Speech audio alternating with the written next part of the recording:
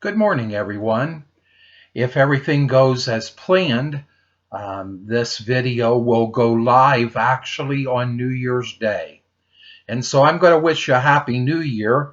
That's exactly what the title of the message is Happy New Year. And I hope that I will be able to challenge you a little bit in that thinking. So we're going to read from Matthew chapter 5, verses 11 to 12. Happy New Year. 2021. Wow.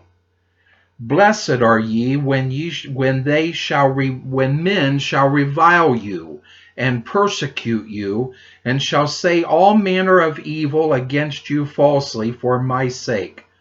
Rejoice and be exceedingly glad, for great is your reward in heaven, for so persecuted they the prophets which were before you.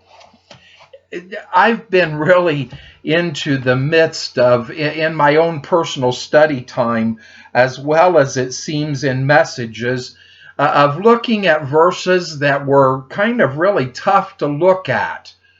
And in one of the last videos that we did, we read about the terrible destruction of the children of Israel in the middle of the very first birth time of Jesus Christ. And so you kind of look at this and say, blessed are you when you are reviled and when people persecute you. And it's kind of hard to look at things that way. But rejoicing and happiness are not based on circumstances.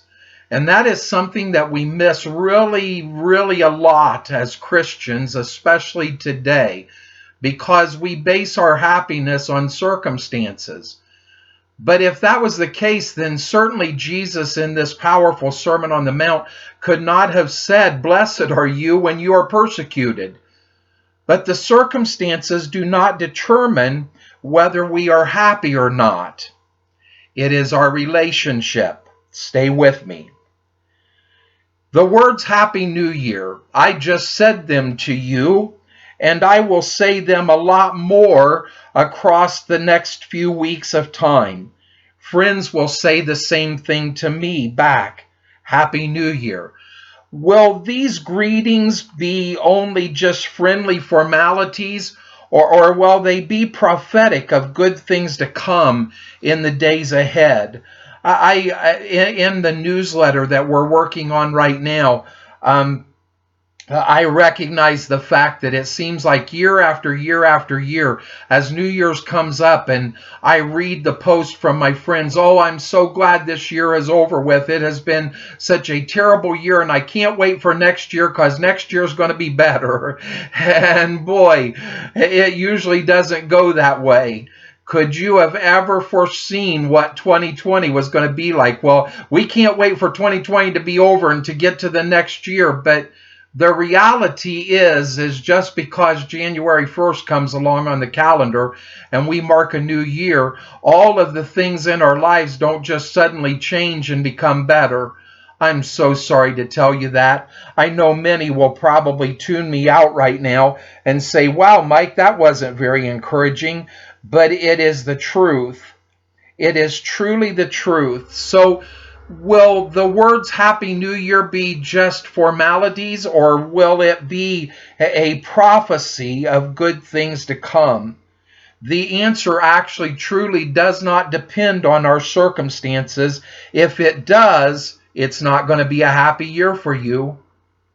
This year may have serious illness. This year may have things where people have bad job issues, me, where you have to move, where things change. The year may not be what you really want it to be. Maybe you'll fail to get that promotion or that raise or whatever it is that you're expecting. These will be disappointments, but they cannot thwart the intent of my friends' greetings that says to me it still can be a Happy New Year. No matter what things happen, if I recognize that the new year, the happiness, is not based on circumstances.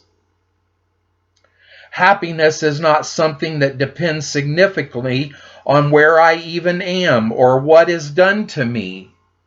All of the lies that are told, all the things that are said, the happiness is not based on those things. Again, if it is, then I'm not going to be happy. Happiness does not come from the outside in. It comes rather from the inside out. Happiness is God's gift to those who are rightly related to Him and to the people around them. So rightly related to God and rightly related to the people around them, then happiness comes. Happiness is found in the center of God's will. It is when we are in the midst of exactly where God wants us to be. And I said, I believe that was last video, the will for Jesus was the cross. That was a couple of videos ago. The will for Jesus was the cross. And Jesus said to us, take up your cross daily and follow me. So happiness is in the center of God's will, and no matter what the circumstances or what's being said or what devastation is going on around you, happiness is in the center of God's will. A counselor asked me quite a few years back, and I've mentioned other things that went on in that conversation, but he asked me, what does it look like for Mike Merle to be truly happy, to truly thrive? And again, I told him I don't know. How sad is that? But I've got to realize that I can't find happiness by searching for it. Resolutions won't bring happiness. I can't even, and this may shake some of your theology, but I can't even pray for God to just give me happiness and then expect Him to give it to me for no purpose or reason. Just that He would give it to me. I can, however, earnestly seek to find God's will for my life. And in doing His will, I may confidently expect to find life's ultimate satisfaction. I can give myself in honest effort to help another person to find happiness, to discover happiness and helpfulness. And the happiness is always the byproduct of loving God and sharing myself with my fellow man. So ultimately, that's where happiness is found. My relationship to God and my relationship to those around me. And when those things are broken and I'm not investing myself, then happiness doesn't come. We teach in our leadership training, if you're depressed, go across the tracks and help somebody else. It's really hard to be depressed when you're helping someone. I'm telling you the truth. I can help myself and still be depressed. But when God gives me that opportunity to help and encourage others, it's really hard to be depressed. Joy comes from investing what God has given to you into other people. God will not allow us, especially in this day and time, and I think that's going to be something in 2021 that we are going to discover very rapidly. God will not allow us to continue to sit on the sidelines. We're going to make up our mind one side or the other. Either we're going to follow Him or we're going to follow the world, because the choice is becoming right down and clear. You won't have the opportunity to sit on the fence anymore. You're going to make up your mind whether you're going to follow God or whether you're going to do whatever it is that you want to do. That's just the way that it is. And if you want to have a happy new year, then you're going to get away from following yourself. If I know what I'm saying when I wish my friends Happy New Year, I'm actually wishing that they will be, in this next year, they will be walking with God and do something for those who are around them. And then happiness comes. To not be self-centered, but to die to yourself, to die to myself. If I want to have a Happy New Year, then I need to die to myself. If that is what I want, and I want what my friends are wishing for me when they say Happy New Year, I must open up the floodgates through which happiness flows in. I must keep my spirit open and the presence of God, and keep my heart open to the needs of those, of myself and those around me. What are the needs? I had an experience a while back, and I'm almost to the end of the message, and so I just want to share this with you. I'm going to show you, you can't see what is written on there, but I'm going to show you that and that letter actually was from my wife years ago. And I have no recollection of receiving that letter. I was pastoring in Illinois, and I opened up a book that I had not looked in, obviously, for a long time, and the letter fell out. The best that I can figure what happened is that she had given me the letter. I had been in that book, and I stuck the letter in the book and closed the book up and put it away, and never realized that the letter had been written to me. And now, years and years later, after we were apart, the letter fell out. And as I read that letter, I recognized that she had cried out to me as her pastor husband. She had cried out to me. She was in trouble in her emotion and her spirit, and she was looking for me to help. And I didn't even look at the note. I put it up and forgot about it, and years later it fell out of the book. When I've told that story a couple of times in messages, people said that was the saddest story that I ever heard. And it is sad. But I don't tell it to you to be sad. I tell it to you to try to get you to stop and recognize that sometimes the people that need you the most are the people right in front of your face.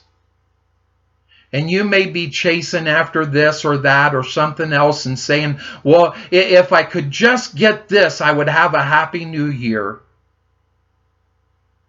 And maybe the person that needs you the most is the person right in front of your face. I resolved this year to follow Jesus' formula of happiness. What is that formula of happiness? I will seek to love the Lord my God with all my heart, my mind, my soul, and my strength. And I will love my neighbor and my family and my community as myself. Mike, is that easy? No. It's even harder today than it was when I first wrote that down on the sheet of paper. And I have said in the past that I resolved to do that, and I told you just last week, resolutions rarely work. I think maybe for the first time in my ministry career, I have come to the place that I don't care about all of the side results. I don't care about everything else. I care about being what Jesus wants me to be. As I go into 2021, the prospects are not real good. I've kind of got a choice to make. I can either go back east where I have places to live, but no job, no ministry, nothing.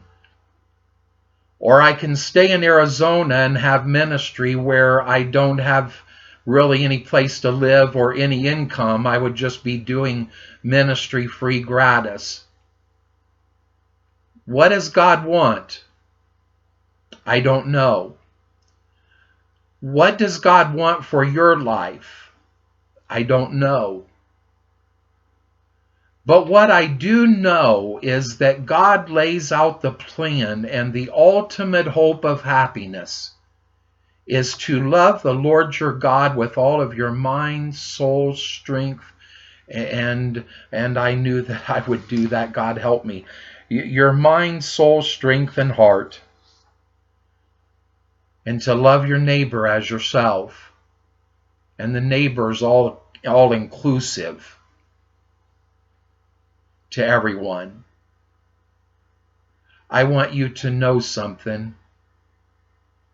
Every time I turn on this camera and get behind it, I do it because I love those of you that take the time to watch. You're not just numbers on a YouTube tally. You make a difference to me, and when you send messages to me or say that you were blessed or helped or whatever, that means the world in what we do.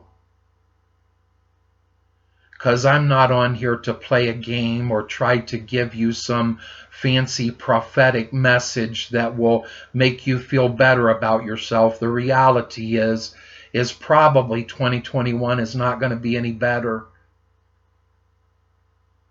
But if you love the Lord your God with all of your heart, mind, soul, and strength, and you love everyone around you as you love yourself, you can still experience happiness. So I hope that saying it is not just a formality. I hope that saying it is prophetic for your world. You and everyone around you have a happy new year. God bless you. Tune in next time. We've got some interesting ones coming. And next time is really meant to be an encouragement. So God bless you. Be sure to tune in.